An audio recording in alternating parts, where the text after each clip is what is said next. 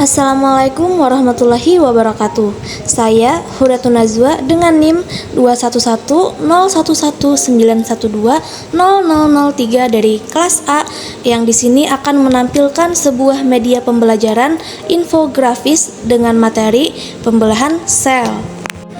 Pada infografis yang sudah tertera di layar, ada beberapa poin tentang pembelahan sel. Yang pertama yaitu tentang pengertian pembelahan sel.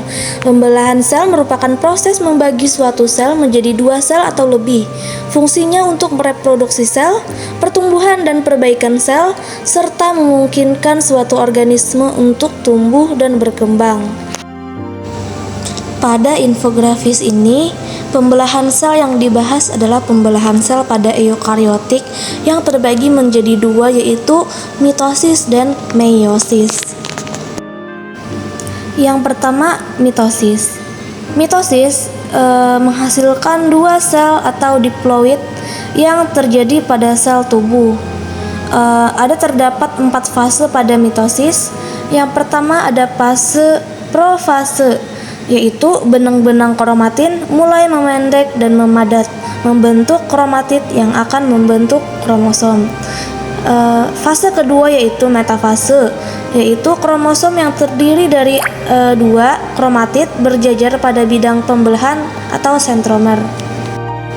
Fase ketiga yaitu anafase, yaitu mikrotubula memendek sehingga menarik sepasang kromatid ke arah yang berlawanan. Kemudian fase keempat, telofase, sitokinesis, memisahkan sel menjadi 2 sel. Inti sel dan membran inti mulai terbentuk. Akhir pada mitosis adalah terbentuknya 2 sel anakan yang baru. Kemudian meiosis. Meiosis adalah pembelahan yang menghasilkan 4 sel baru atau haploid yang terjadi pada sel kelamin. Meiosis terbagi menjadi 2. Yang pertama ada meiosis 1 dan meiosis 2. Yang keduanya memiliki 4 fase. Meiosis 1 memiliki 4 fase. Fase yang pertama yaitu profase 1, yaitu sitokinesis, memisahkan sel menjadi 2 sel. Inti sel dan membran inti mulai terbentuk. Kemudian fase yang kedua yaitu metafase 1. Kromosom bergerak di bidang ekuator dan sentriol mulai membentuk benang-benang spindal.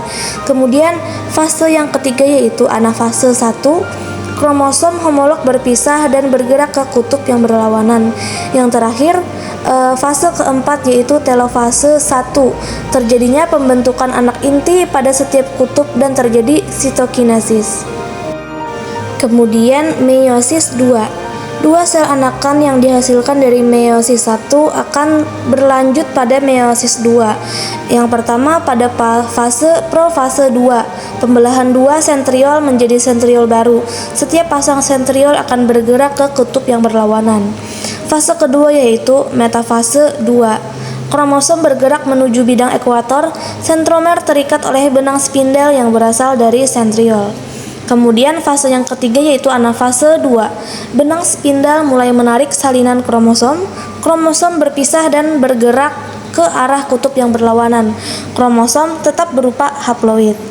Kemudian yang fase terakhir yaitu telofase 2. Pada tahap ini akan membentuk 4 inti. Setiap inti memiliki setengah pasang kromosom dalam kurung haploid atau 1 salinan DNA. Setelah telofase 2 selesai, hasil akhir dari meiosis yaitu 4 sel anakan baru. Pada bagian bawah infografis terdapat ilustrasi tanaman yang baru ditanam sampai tumbuh besar. Hal ini membuktikan bahwa pembelahan sel sangat berpengaruh untuk pertumbuhan dan perkembangan suatu makhluk hidup, baik tumbuhan, hewan maupun manusia. Mungkin itu saja yang dapat saya sampaikan terhadap infografis yang saya buat. Wassalamualaikum warahmatullahi wabarakatuh.